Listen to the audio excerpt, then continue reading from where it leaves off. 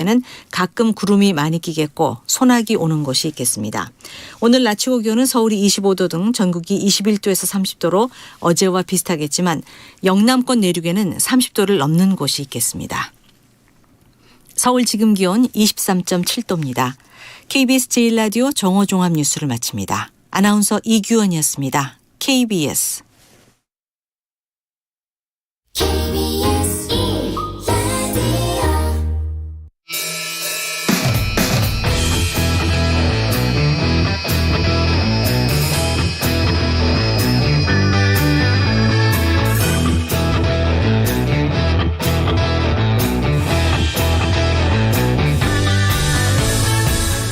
주말 시사의 중심, 정관용의 시사본부. 여러분 안녕하십니까? 정관용입니다. 윤석열 대통령이 오늘 한덕수 국무총리 임명을 재가했죠. 국회가 어제 본회의를 열고 한 총리 후보자에 대한 임명 동의안을 찬성 208표, 반대 36표, 기권 6표로 가결했는데요. 이 본회의 당일 오전까지만 해도 한 총리 임명 동의 낙관적이지 않았다고 해요. 그런데 오후에 분위기가 극적으로 바뀌었답니다. 자, 잠시 후에 민주당의 윤호중 비상대책위원장 연결해서 민주당이 이 같은 결정을 하게 된 과정 자세한 얘기 좀 들어보겠고요. 2부에 마련된 끝장 토론 각설하고 시간에도 깊이 있는 분석 이어가겠습니다. 정관용의 시사본부 토요일 순서 출발합니다. 먼저 도로공사 연결해서 이 시각 고속도로 상황 알아보죠. 정찬호 캐스터. 네, 가도 또 가고 싶은 게 나들이죠. 토요일답게 지방 방향 정체로 고속도로 상황 답답합니다. 보통 충청 이남으로 향하실 때 많이들 이용하시는 경부선 부산 방향으로는 지금 총 50km 정도 밀립니다. 오산이나 남사를 포함해 경기권의 정체는 빠르게 줄었지만 가장 긴 정체는 역시나 충청권에 자리하고 있습니다. 입장과 천안 휴게소 사이로 30여 킬로미터가량 버겁게 이동합니다. 평택 제천선 타고 제천 쪽으로 향하시더라도 그리 짧지 않은 정체 감안하셔야겠습니다. 서안성과 남한성 사이 이후로 금광 2터널까지 총 20여 킬로미터 구간 어렵습니다. 반면에 서해안선 목포 방향으로는 정체 길이가 평소 토요일에 비해선 아직까지 그리 긴 편은 아닙니다. 서평택 분기점부터 서해대교 빠져나갈 때까지 10여 킬로미터 구간 밀리는 정도입니다. 강원 지역으로 향하는 노선 중에선 영동선이 가장 불편합니다. 총 30여 킬로미터 구간 막히는데요. 경기권으로는 신갈 분기점과 양지터널 사이가 가장 답답하고요. 강원권으로는 원주 부근에서 속도를 줄입니다. 그리고 서울 양양선의 경우 양양 방향으로 덕소 3패부터 서종까지 긴 구간 속도를 줄이면서 경기권 통과하기 어려웠다가 강원권 들어선 후에도 동산 요금소부터 동홍천까지 13km 구간 브레이크를 밟습니다. 나들이의 시작과 끝은 안전이라고 해도 과언이 아닌데요. 긴 정체 속 안전거리 넉넉하게 두시길 바랍니다. 지금까지 한국도로공사 교통센터 정찬호였습니다.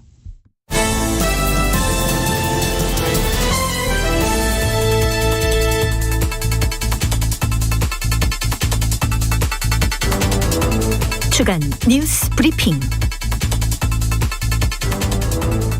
토요일 주간 뉴스 브리핑은 경향신문 박순봉 기자와 함께하죠. 박 기자 어서 오십시오. 네, 안녕하세요. 네, 이제 한덕수 총리까지 윤석열 정부 내각 진용 대부분 갖춰졌어요. 네, 국회가 어제 본회의 열어가지고 한덕수 국무총리 임명 동의안을 가결을 시켰습니다. 예. 이 총리는 장관 후보자랑은 좀 다르게 국회 인준 표결을 거쳐야 되거든요. 그 절차가 마무리가 된 거고요. 임명동의안 표결에서 재석 의원이 250명, 그중에 208명이 찬성을 했고 반대가 36명이었습니다. 기권은 6명이었고요. 예. 압도적으로 비교적 찬성이 됐다라고 볼 수가 있어요. 임명동의안은 무기명 표결이거든요. 그러니까 이제 익명투표라고 할 수가 있는데 지금 민주당 의석이 167석이기 때문에 208명 찬성이 나오기 위해서는 민주당의 찬성이 있었다는 그런 의미가 되는 겁니다. 민주당이 당론으로 가결시키기로 의원총회에서 결정을 한 거죠. 네, 윤 대통령이 한 총리를 후보자로 지명한 게 지난달 3일이었거든요. 이 당시는 당선인 시절이었어요. 예. 이 지명한 지 47일 만에 표결이 이뤄져서 가결이 된 겁니다. 이제 그동안 부총리 대행 체제였는데 이제 대행 체제도 마무리하게 됐고요. 이제 이렇게 되면서 내각 구성은 대부분 완료하게 됐는데 이제 총리가 임명이 됐고요. 18개 부처 장관 중에서 16개 장관이 임명이 됐습니다. 자, 아직 임명되지 않은 부처가 두 곳인데요. 하나는 교육부예요. 그리고 또 하나는 보건복지부입니다. 예. 네, 교육부는 앞서서 김인철 사회부 총리 겸 교육부 장관 후보자가 낙마한 바가 있었습니다. 그리고 아직 후임이 발표되지 않은 상태이고요. 예. 그리고 복지부는 좀 가장 논란이 컸다라고 볼 수가 있는데 정호영 후보자가 지명은 돼 있지만 그러나 아직 임명은 보류하고 있는 그런 상황입니다. 뭐 자진 사퇴 얘기가 나오고 있죠. 네, 이 한덕수 총리는 이번에 총리가 되면서 두 번째로 총리직을 맡게 됐습니다. 이제 원래 노무현 정부에서 한번 총리를 지낸 바가 있고요. 이 한덕수 총리는 오는 23일, 그러니까 다음 주 월요일에 이제 공식적으로 취임식을 하고요. 업무도 본격적으로 시작을 할 겁니다. 오늘 임명장을 받았고요. 오후에는 국립현충원을 방문할 예정이에요. 한덕수 총리가 어제 본회의 후에 입장을 밝혔는데 우리 경제 재도약을 위해서 기틀을 닦고 부강한 나라, 새로운 대한민국을 만들어 가겠다. 그리고 또 지역 세대 정파를 넘어서 끊임없이 소통하고 경청하겠다. 이런 입장을 내놨습니다. 예. 그런데 더불어민주당이 이제 당론으로 가결 결정을 했습니다만 원래는 한덕수 후보자 부결시키자 이런 목소리가 만만치 않았었던 거 아닌가요? 맞습니다. 지명한 지 47일 만에 가결됐다라고 이제 통과가 됐다라고 말씀을 드렸는데 그간의 한덕수 총리 임명 동의안은 좀 표류하는 그런 상황이었거든요. 예. 특히 지난 17일에 이번 주 화요일이었는데요. 윤석열 대통령이 한동훈 법무부 장관을 임명 강행을 했습니다. 그러니까 민주당에서는 반대하고 있었잖아요. 뭐 소통령이다 혹은 또 부적격 인사다 이렇게 강하게 반발을 해왔었는데 예. 윤 대통령이 임명을 강행하니까 민주당의 박홍근 원내대표가 이제 곧바로 오는 20일 그러니까 어제가 되는 거죠. 한덕수 총리 인준 표결을 위한 본회의를 잡겠다 이렇게 밝혔습니다. 예. 그러니까 이 얘기는 한동훈 장관을 임명 강행했으니 이제 우리는 한덕수 후보자를 낙마시킬 수 있다 이런 정도의 신호로 좀 읽혔었어요. 그랬었죠. 그래서 이때까지는 특히 이제 말씀하셨던 대로 어제 오전까지도 부결 쪽 기류가 강했었는데 예. 근데 결국 민주당이 의원총회를 3시간 넘게 하면서 찬반 토론을 벌였거든요. 이러면서 원래 오후 4시로 예정이 돼 있었던 본회의가 한 차례 연기돼서 6시에 되기도 했고요. 그리고 결과적으로 입장이 바뀌어서 당론으로 한덕수 총리를 임명시켜 주기로 그렇게 뜻을 모았습니다. 네, 그래서 아까 200명 넘는 찬성이 임명 동의안에서 나올 수 있었던 거고요. 예. 네, 박홍근 원내대표가 본회의 표결하기 전에 의사진행 발언에서 이렇게 밝혔는데요. 새 정부가 일할 수 있게끔 고심 끝에 통 크게 대승적으로 임명 동의를 해주기로 했다 이렇게 밝혔습니다. 근데 결과적으로 원래 이 부결이 좀 중론이었는데 이게 좀 입장이 바뀐 거는 아무래도 6월 1일 지방선거를 의식한 결과로 그렇게 해석이 됩니다. 예. 지금 국민의힘에서 계속 발목 잡기를 민주당이 하고 있다 이렇게 비판을 하고 있는데 이 총리 공백 상태까지 이어지게 되면은 이 프레임이 더 강화될 거라고 본 것 같습니다. 예. 잠시 후에 윤호중 비상대책위원장 연결해서 당내에서 도대체 무슨 일이 있었던 건지 좀 상세히 얘기 들어보도록 하겠고요. 어제 본회의에서는 그 김기현 국민의힘 의원 징계안도 가결이 됐어요. 네, 어제 본회의에 같이 올라온 안건인데요. 지난달에 민주당이 소위 검수완박법, 검찰의 수사기소권 분리법안을 처리했었잖아요. 이게 문재인 정부 마지막 국무회의에서 의결하고 공포까지 해서 마무리가 됐습니다. 예. 이 법안 처리를 할 때는 본회의 전에 마지막에 국회 법사위, 법제사법위원회를 거쳐야 되거든요. 이 법사위가 지난달 26일에 있었는데 이 검수완박 법안의 정확한 이 법안명은 검찰청법, 형사소송법 개정안이거든요. 맞아요. 이걸 처리하려고 밤 11시 55분쯤에 민주당이 시도하고 있는 상황에서 이 김기현 의원이 법사위원장석을 점거했다. 그래서 회의 진행을 방해했다라는 취지로 이제 민주당이 강하게 반발을 했고 그 결과로 징계안을 제출했습니다. 어제 이 징계안은 재석 의원 268명 중에 과반인 150명 찬성으로 가결이 됐고요. 109명은 반대, 2명은 기권을 했습니다. 예. 이제 숫자를 보면은 징계안을 제출한 민주당이 대부분 찬성을 한 거고 국민의힘은 반대한 걸로 그렇게 보입니다.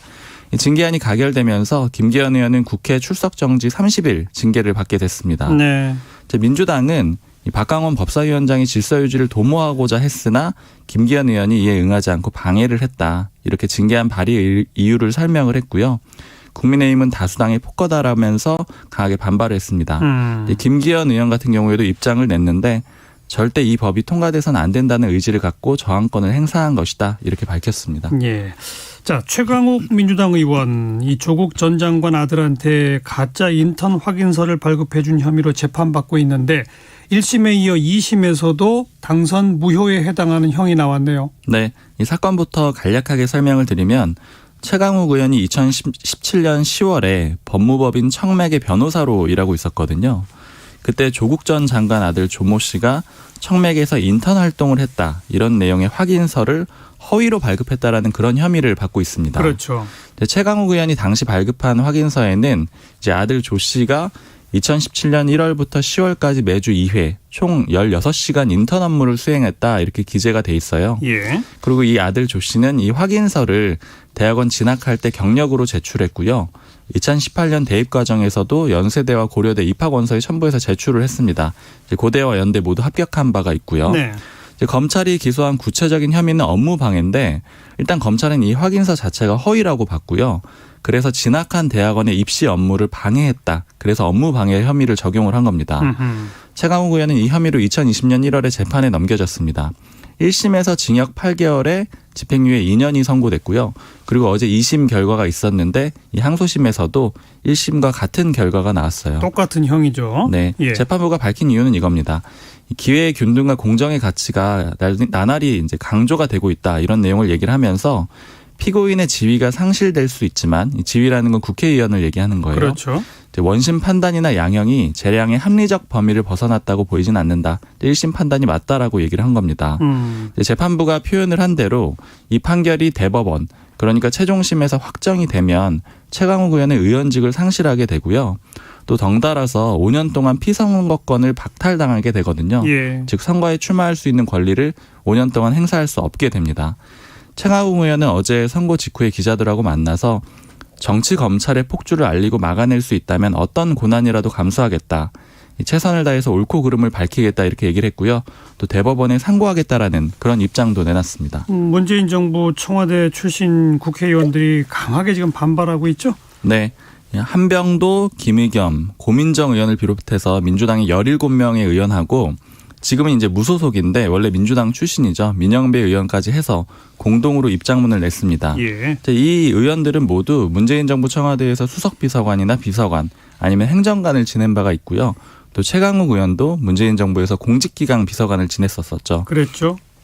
이 공동 입장문 내용 핵심적인 부분만 전해드리면 일단 검찰을 좀 강하게 비판을 했습니다. 정치검찰의 공작으로부터 지켜달라 이런 내용이 있고요. 또 조국 전 장관 일가에 대한 수사는 처음부터 의도적이었다. 검찰이 자기 자신만을 위해 국민이 준 칼을 휘두른 것이다. 이렇게 비판을 했습니다. 예. 그리고 법원 판결에 대해서도 법원 판결을 존중한다고 하더라도 의원직까지 이를 만큼의 잘못인지는 납득하기가 어렵다. 대법원이 종합적이고 상식적인 판단을 해달라. 이렇게 촉구했습니다. 예.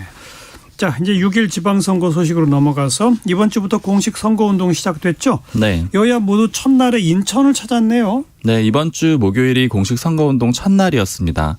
말씀하신 대로 국민의힘하고 민주당 모두 인천으로 집결을 했는데요. 양당 모두 이번 지방선거에서 인천이 중요하다. 이렇게 판단한 걸로 보입니다. 특히 이재명 민주당 상임고문, 지금 이제 총괄 선거대책위원장도 맡고 있는데요. 인천 계양을 국회의원 보궐선거에 출마를 했거든요. 예. 그래서 상징성이 더 커졌습니다. 이제 먼저 국민의힘 소식 전해드리면은 인천 미추홀구에 있는 이게 이제 지난 목요일 말씀드리는 거예요. 유정복 인천시장 후보 선거 캠프에서 중앙선대위 회의를 열었어요. 이때 이준석 대표를 비롯해서 지도부가 모두 모였습니다.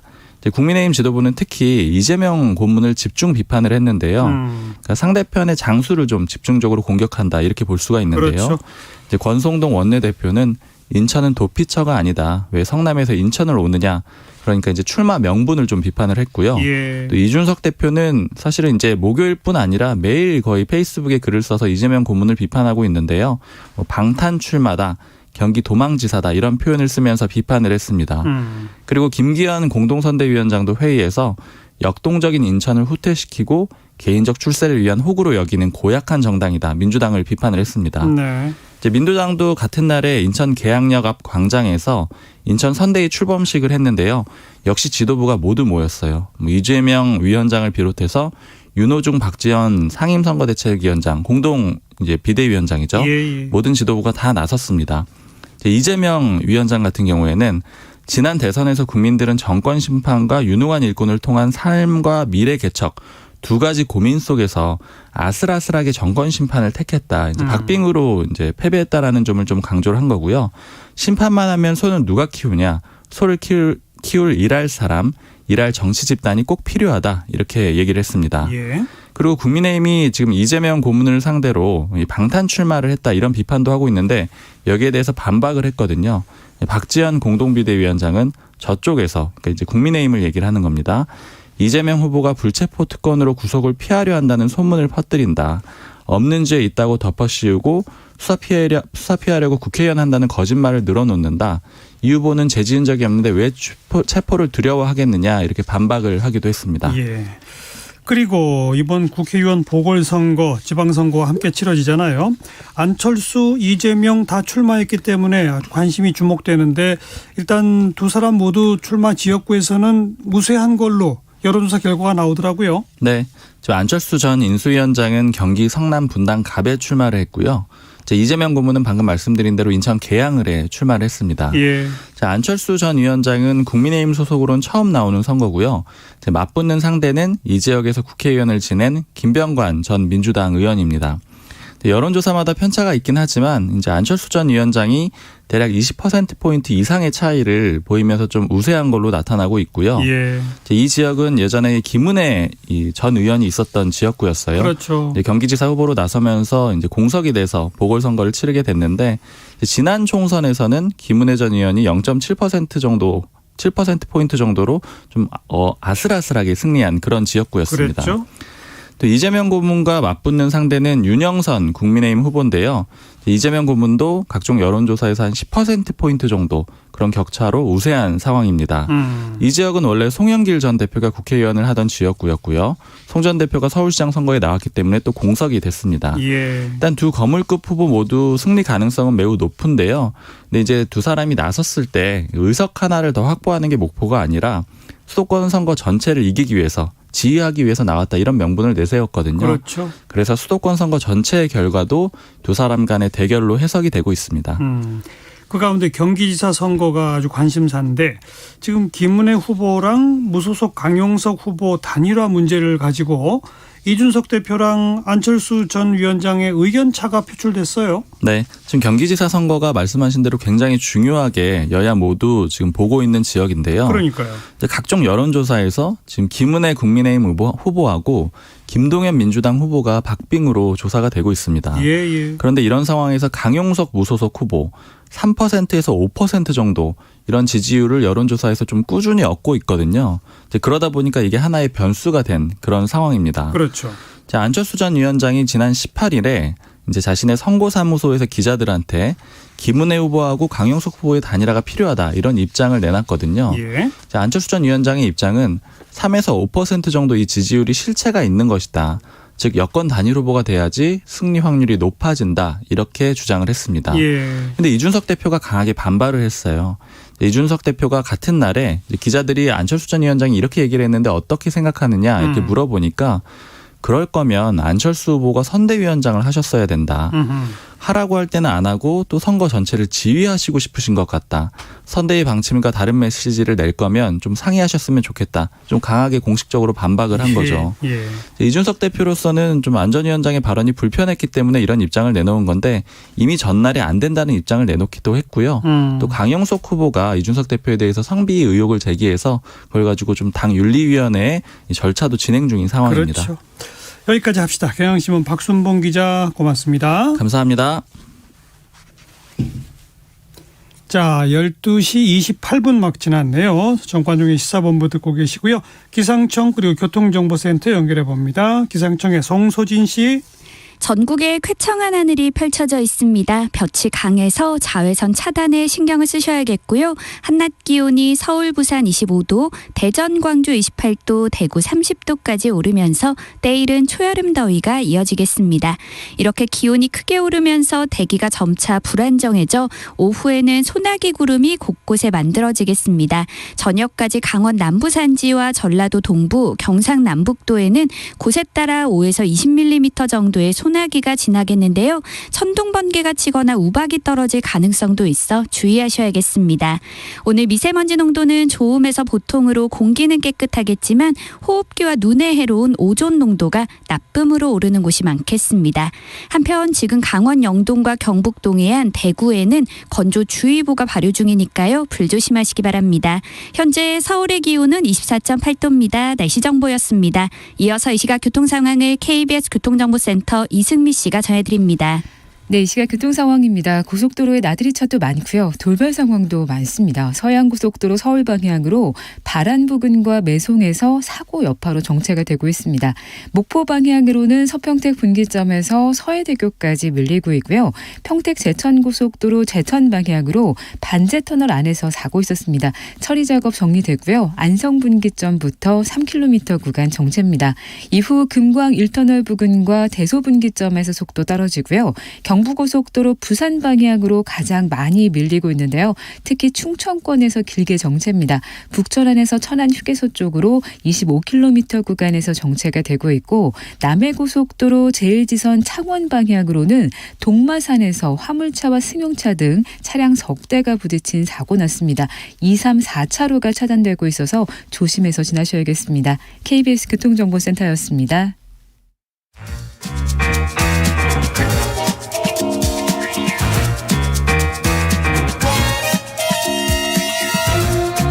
KBS 1라디오의 시계는 쉬지 않고 돌아갑니다.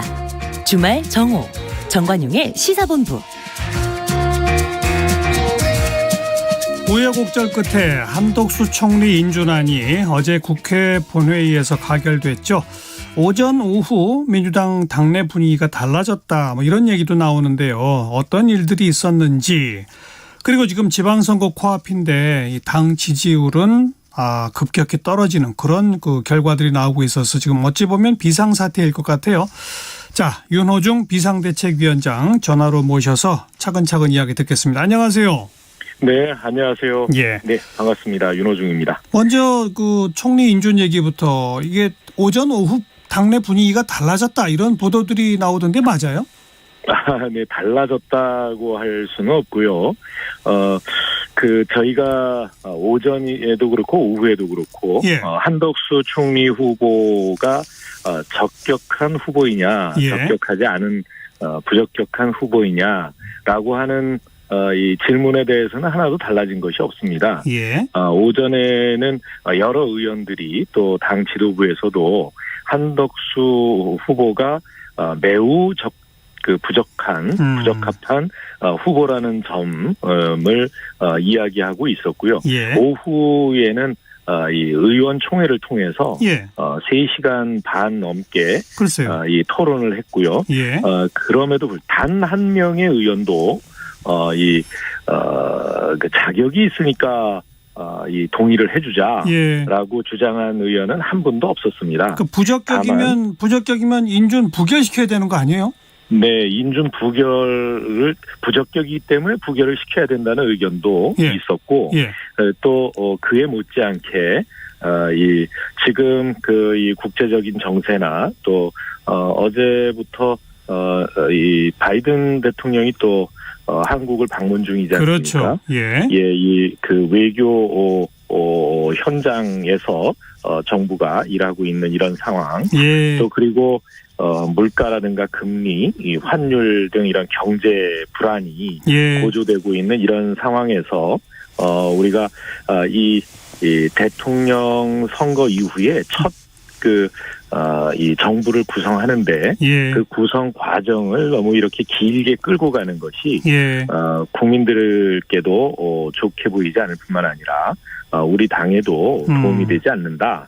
이런 그 의견을 가진 분들이 또 상당히 있었고요. 예. 그런 토론 결과 이 부적합하지만 예. 이번에는 이 통과시켜주자. 해주자. 이런 결론을 내리게 된 것입니다. 윤호중 위원장 개인 의견도 가결이 맞다였습니까?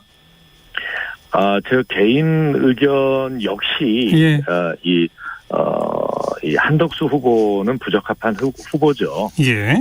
그러나 이 문제는 여야 간의 협치를 위해서 협상할 수 있는 문제다. 예. 라는 것이 저의 입장이었고요. 예. 그리고 그 과정에 저희가 이런 결론을 쉽게 도출해내지 못하고 시간을 좀 소요하게 됐는데요. 예. 그런 이유는 윤석열 대통령의 국회에 대한 이 태도의 문제가 있는 것이죠. 어떤 태도요? 이 국회가 총리에 대한 임명 동의권을 가지고 있는데요. 예. 그것은 이제 대통령이 정부를 구성하고자 할 때 국회와 협의를 통해서 정부를 구성하라는 그렇죠. 그런 헌법 정신을 담고 있는 것입니다. 예. 그래서 이 국회에서는 이제 인사청문회를 통해서 후보자의 능력이나 자질을 검증하고 예. 또 거기에 대한 그 국회의 의견을 내놓게 되어 있는데 예. 이 대통령께서 이러한 그 협의 절차를 매우 일방적으로 그냥 이 국회의 의견을 무시하고 무조건 임명 동의를 해달라. 예. 또 그리고 아직 그러니까 인준을 받지 못한 총리를 두고 예. 정부 구성을 거의 맞춰가고 있지 않습니까? 그러니까 야당이 그중에는 야당이 의견을 내고 부적격하다 그러면 좀 즉각 몇 사람은 좀 인준도 지명도 철회하고 그래야 되는데 그런 게 없었다 이 말인 그런 거죠? 게 전혀 없이 예. 일방 통행을 하고 있기 때문에 예. 심지어 이게 윤석열 대통령의 협치가 예. 이게 협력 정치의 협치냐 협박 정치의 협치냐 예. 이런 얘기까지 하게 되었습니다. 예. 그래서 사실상 이게 윤석열 대통령이 국회에 대해서 이를테면 이 지방선거를 앞두고 함정을 파놓고 예. 거기로 안 들어가면 이 협치가 아니다. 이렇게 몰아붙이는 이런 태도에 저희는 대단히 분노하고 있었고요. 예. 그럼에도 불구하고 대승적인 결단을 해야 한다라는 것이 이제 다수 의견의 의원들의 의견이었습니다. 방금 함정이란 표현 쓰셨는데, 그러니까 지방선거 앞두고 야당이 협치를 거부하는 야당이라는 이미지를 뒤집어 씌우기 위한 정부 출범의 티모리식 정치. 예. 정부 출범에 발목 잡는다 이런 식의 함정에 빠뜨리려고 했고 그 함정에 빠지신 거 아니에요? 그래서 빠지지 않으려고 지금 동의를 해준 거죠. 계속 동의를 안 하고 있으면 함정이 완전히 빠지는 거다 이렇게 인식하셨다. 네. 그것 때문인지 모르지만 최근 여론조사 보면 정당 지지도에서 민주당 지지도가 아주 똑 떨어졌어요. 뚝 떨어졌다고 보기는 어렵고요. 그러니까 예. 여론조사는 여러 곳에서 하고 있는데, 한 조사에서 그렇게 나온 거로 알고 있습니다. 예. 저희가 자체적으로 하는 조사는 또 그렇지 않고요. 예. 이게 이제 지금 대통령 취임한 지 열흘, 오늘이 12일째 되고 있는데요. 예. 그렇게 이제 허니문 기간이기 때문에 어느 정도의 여론의 추이는 저희가 좀 감당할 수밖에 없다 이렇게 생각하고 있는데요. 곧 이런 부분들은 반전된다. 만회가 될 수 있을 것으로 보고 있습니다. 알겠습니다. 자, 이제 정호영 보건복지부 장관 후보자는 어떻게 돼야 한다고 보세요? 정호영 후보자는 당연히 지명이 철회돼야 되고요.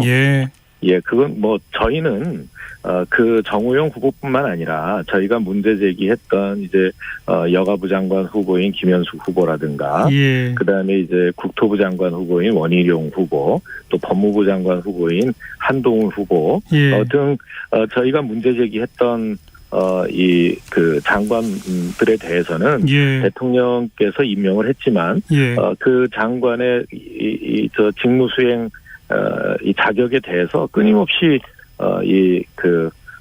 이 문제가 있으면 문제 제기를 제기할 이 계획이고요. 이런 일을 미연에 방지하려면 대통령께서 이 다른 장관으로 바꿔주셔야 되지 않나 저희는 그렇게 생각합니다. 그런데 이제 전체적으로 윤석열 정부 초대 내각 구성을 이렇게 놓고 보면 결국 교육부총리 자진 사퇴, 지금 이제 남아 있는 정호영 장관 후보자가 뭐 혹시 자진 사퇴 이렇게 한다면 그 두 분 말고는 윤석열 대통령이 하고자 하는 대로 다 통과가 된 셈이고, 그 과정에 인사청문회 과정에서 민주당이 특히 뭐 한동훈 장관 후보자 인사청문회 과정에서 뭐 좀 뭐랄까요, 실수도 하시고 뭐 이모라고 한 걸 이모라고 해석하고 뭐 이런 등등 헛발질 같은 것 때문에 제대로 청문회에서 그 부적격함을 드러내지 못했다, 이런 지적도 있는데 어떻게 생각하세요? 저희는 뭐 그렇게 생각은 안 하고요. 워낙이 이 언론 환경이 안 좋다 보니까 이를테면 뭐 부분적인 실수를 침소봉대해서 우리 당의 청문 과정이 좀 부실했다, 이렇게 말씀을 하시는 것 같은데요. 저희가 정말 현미경으로 철저하게 검증을 하기 위해서 노력을 했고요. 한동훈 장관 같은 경우에는 지금 이제 이 딸이나 또 뭐 조카의 경우에까지 미국 현지에서부터도 문제 제기가 되고 있지 않습니까? 이 허위 스펙을 만들고 또 그것을 이를테면 이제 돈과 인맥을 통해서 만들어낸 이런 부분들은 앞으로도 이것은 뭐 용서받기 어려운 일이라고 생각을 합니다.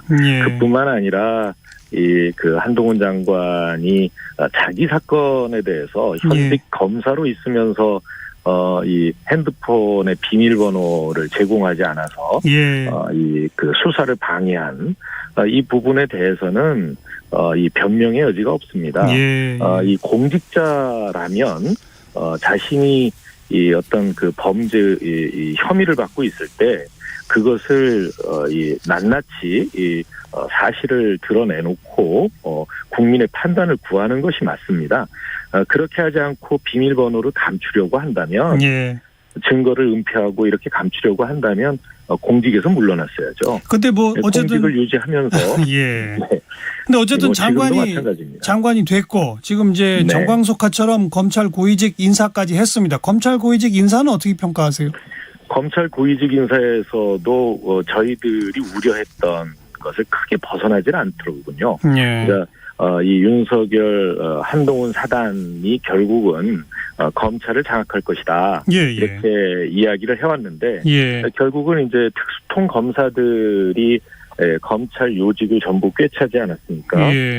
결국 이것은 이 윤석열 정부가 노려왔던 것이 바로 이렇게 검찰 권력을 완전히 장악하고 또 그것을 통해서 이제 이 검찰 정치를 하겠다. 과거에는 뭐 공안 통치 이런 말도 있었습니다만 지금 뭐 공안이라는 말을 안 쓰니까요. 검찰 정치. 검찰 정치를 하겠다라고 하는 의도를 노골적으로 드러낸 것입니다. 그것을 위해서 사실상 이 민정수석도 없앴지 않습니까? 대통령 비서실에. 그리고 지금 검찰총장이 공석인 상태입니다. 그렇죠. 검찰총장이 공석인 상태에서 이 한동훈 장관이 검찰 인사를 일방적으로 함으로써 사실상 지금은 대통령과 법무장관 외에 검찰 지휘 라인이 없는 것입니다. 어찌 보면 대통령 법무장관이 검찰을 직할하고 있는 그런 거죠. 직할 통치 체제가 된 것이죠. 직할 지휘 체계가 만들어진 것이죠.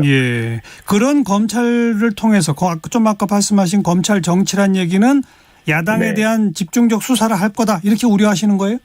뭐 야당에 대한 수사뿐만 아니라 지금 이제 뭐 금융 이 증권 또 이 합동수사단 뭐 이런 것들을 만들지 않았습니까? 그렇죠. 지금까지 일테면 경제 범죄에 대한 1차 수사 이런 것들은 뭐 공정거래위원회라든가 금융위원회라든가 또 국세청 이런 데서 충분한 조사가 이루어지고 실제로 이제 이 범죄 사실이 발견이 되면 검찰로 오게 되어 있습니다. 그런데 이것을 이제 또 무리해서 기업에 대한 수사를 진행하게 되는 것이죠. 자, 뭐 검찰이랑 그 한동훈 장관 얘기는 그 정도 하고요. 아까 네. 이제 총리 인준안 그 가결 소식을 쭉 설명하시면서 네. 바이든 대통령의 방한, 그 외교적인 그 현안이 지금 굴러가고 있다 이런 언급 잠깐 하셨기 때문에 네네. 요거 좀 여쭤볼지 않을 수 없는 게 원래 문재인 전 대통령하고 바이든 대통령 만난다다가 이게 없었던 일이 됐는데 어떤 일이 있었던 겁니까? 네, 제가 뭐 구체적인 사안들을 직접 확인하지는 못해서요. 말씀드릴 수는 없습니다만, 예. 이 실제로 이번 정상회담 같은 경우에는 열흘 12일 전까지만 해도 문재인 정부 아니었습니까? 그렇죠. 그래서 이 문재인 대통령이 퇴임하기 전에 윤석열 대통령의 정상회담을 위한 예. 이 협의를 쭉 진행해 온 것으로 봐야 됩니다. 예, 그렇겠죠. 사실상 그렇겠죠. 후임자를 위해서 맞습니다. 마지막까지 최선을 다해 주신 거죠. 예. 그 과정에 아마도 이 한미 당국 간의 두 분의 이 퇴임한 문재인 대통령과의 회동 논의가 있었던 것 같은데, 예. 그것이 이제 현실적으로 어려워졌다라는 얘기 아닌가 싶습니다. 이것이 이제 뭐 어떻게 제안이 돼서 어떻게 되었는지 아니면 뭐 어떤 경위로 예. 이런 이 회동이 이 언론에 알려졌다가 무산됐는지 없어졌는지 그 경위는 뭐 제가 정확히 알고 있습니다. 아, 그래요? 일각에서는 이게 윤석열 정부가 불쾌해서 무산됐다는 얘기도 있던데 그런 거 아닙니까? 그건 뭐 제가 확인할 수 있는 내용이 아니라서요. 알겠습니다. 다만 이번 한미 정상회담을 통해서 예. 문재인 정부가 한미 동맹을 강화해오고 또 한미 관계를 발전시켜 왔던, 그래서 동맹 내에 대한민국의 위상이 상당히 높아졌지 않습니까? 예. 예, 이런 그 대한민국의 국가적인 위상이 후퇴되는 일이 있어서는 안 되겠다 이런 생각을 하고 있습니다. 알겠고요. 자, 지방선거 얘기로 넘어가서 네. 좀 스스로 판단하시기에, 당에서 판단하기에 지금 열세죠? 어떻습니까?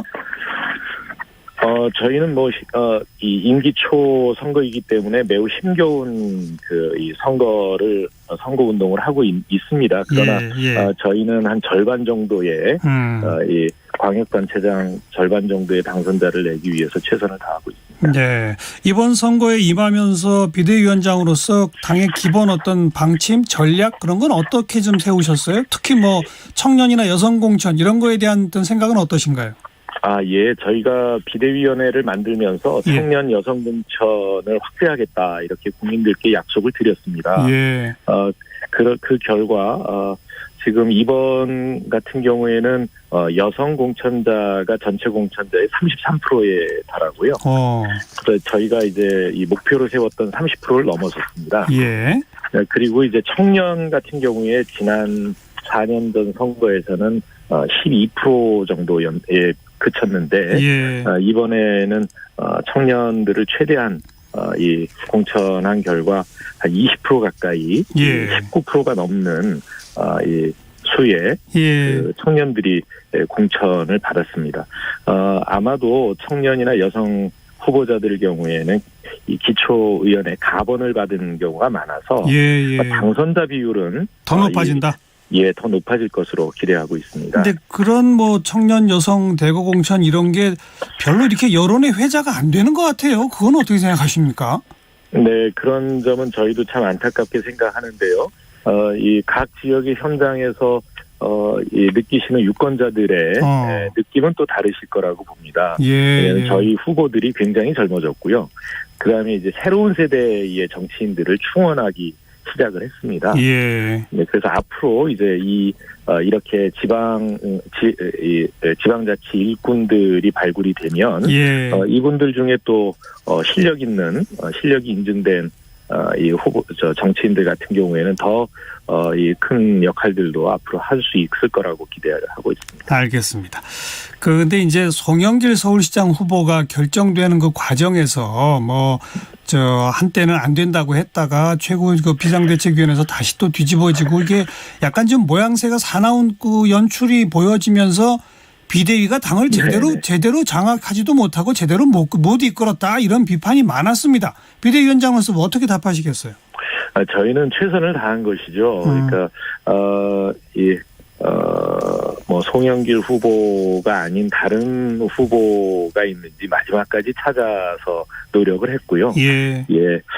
송영길 후보보다 더 경쟁력 있는 후보를 저희가 발굴하지 못해서 송영길 후보가 출마를 하게 된 것이고요. 예. 또 이제 인천에 이재명 후보가 출마를 하게 됐는데, 그것은 저희 그 비대위원회에서 또, 이 결단을 해서, 그 출마를 요청한 것입니다.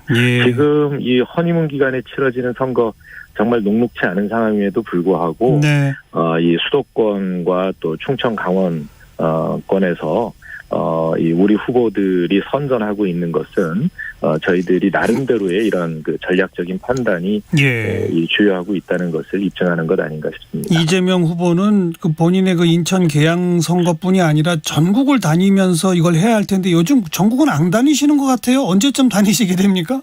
네, 뭐 애초에 이제 계양과 인천을 중심으로 선거 운동을 하고, 그리고 이제 이 경기, 서울, 그리고 나서 뭐 이를테면 행유 여력하면 강원, 충남 정도를 지원하겠다 이런 입장이었습니다.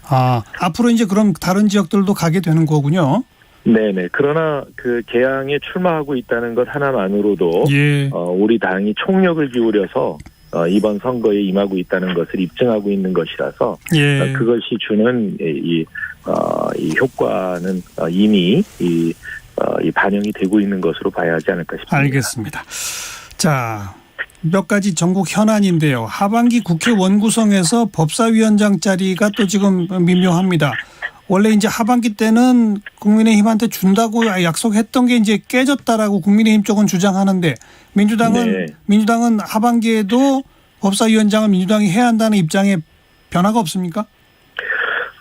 저희 당의 입장을 그렇게 정한 것은 아닙니다. 이것은 어디까지나 이제 후반기 이 원구성 문제고 그 원구성 협상을 담당하고 있는 원내대표께서 이 방침을 정하고 협상 결과 최대한의 이 결과를 도출할 문제입니다. 그런데 제가 볼 때는 이번 후반기 법사위원장을 그러니까 국민의힘에 주기가 쉽지 않겠다. 왜요? 이런 생각이 듭니다. 왜냐하면 지금 이 국민의힘이 검찰 개혁에 대해서 합의를 했지 않습니까? 원내대표가 사인돼 있고 의총에서 의결까지 했는데 그랬다 뒤집었죠. 사법개혁 뒤집어 놓고 사법개혁특위위원도 지금 제출 안 하고 있습니다. 결국 검찰 개혁을 안 하겠다는 거거든요. 첫째는 그거고요. 두 번째는 지금 뭐 아까도 말씀드렸습니다만 검찰 출신 대통령의 검찰 출신 법무부 장관, 소통령 소리 듣는 법무부 장관의 그다음에 이제 대통령실에도 검찰 출신들이 거의 뭐 십상시처럼 많죠. 자리 잡고 있지 않습니까?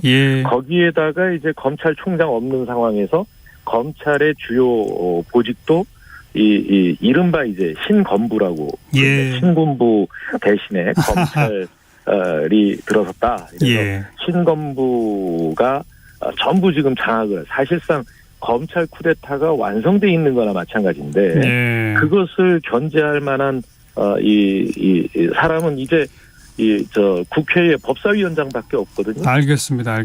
이 법사위원장까지 가져간다면 대한민국이 제동장치 없는 검찰 왕국이 될 것이다. 이런 우려를 하지 않을 수 없거든요. 상황이 그러니까 이런 부분들을 먼저 보정을 해놓고 알겠습니다. 법사위원장 달라고 해야 되는 거 아니냐.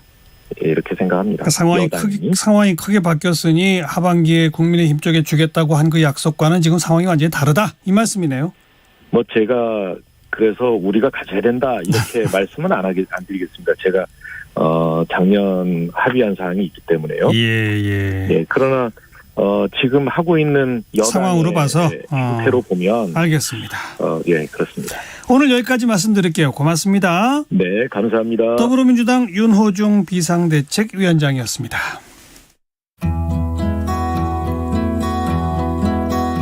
시인과 촌장 새털구름 잠깐 들으시고요. 저는 1시 2부에 다시 옵니다.